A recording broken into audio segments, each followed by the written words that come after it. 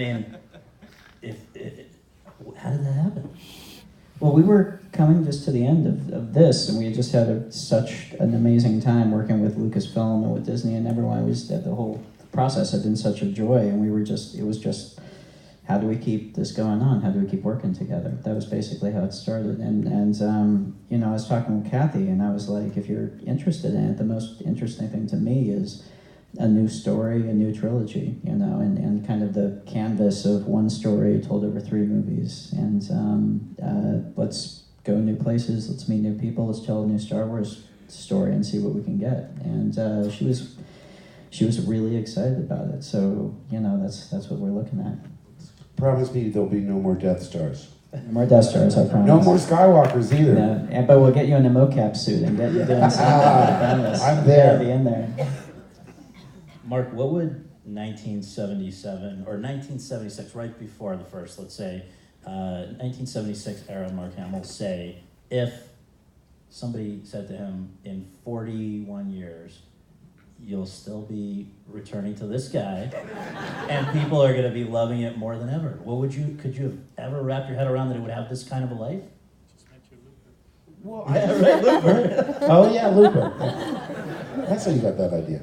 No, I just wanted to be in show business. I didn't even know if I wanted to be an actor. I thought, well, if I fail as an actor, you see these making of on Disney shows, you see the carpenters, the wardrobe, the cameraman. I said, I'm not a bad cook, I could cater the show. I don't have to be in the show, I just want to be near the show.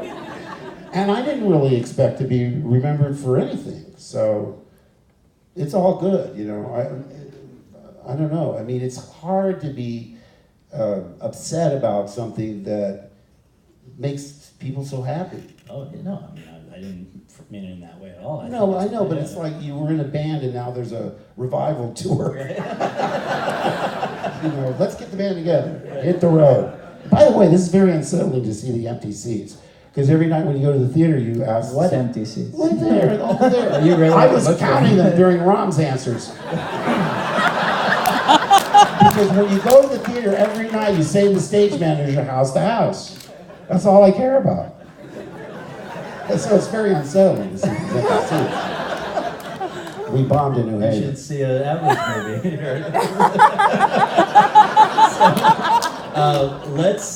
Let's go to the audience for a few questions.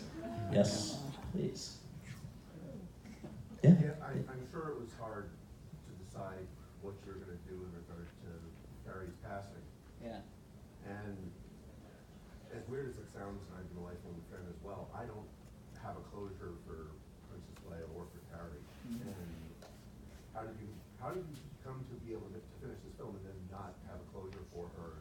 And do you have any thought about what Just what repeat. Closure for people about it? Sure. She can't be in the next film unless. I'll just condense for folks that they didn't hear the question. Just sort of essentially that, how did you decide how to,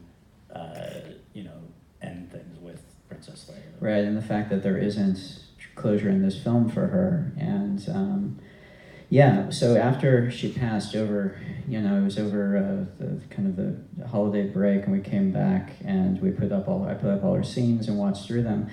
And I had a talk with Kathy, and we talked about, God, what do we do?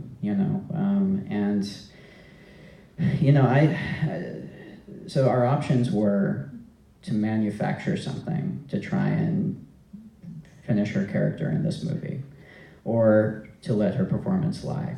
And manufacturing something would have mean, first and foremost, manufacturing something. So I couldn't imagine a version of that would be emotionally satisfying in any real way. You know what I mean? It's where we're not going to make a CG version of her. We're not going to have her die off screen and have voiceover. When she gets blown into space, that was not engineered story-wise to be a satisfying conclusion to her character, and I don't think it would have been. I feel like that would have been very unsatisfying as well.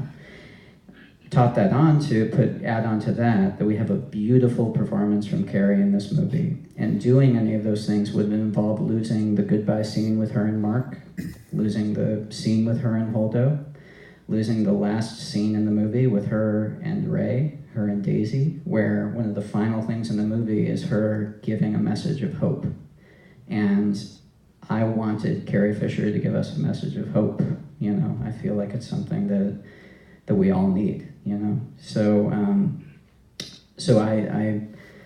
I knew that meant that it was going to be hard for the next movie. It's going to be tough figuring out how to bring closure, but there was no option that didn't seem like it cheated us of a lot of stuff that I think we really, really deserve to have on that screen from Carrie in this movie. And so, and I know that, you know, JJ and Chris Terrio are working right now on the next script. I know they're going to figure out a way to give us something, but it's just, it sucks, man. There's no good option for it. And for me, you know, that my answer to it was, we have this beautiful performance and people deserve to have it.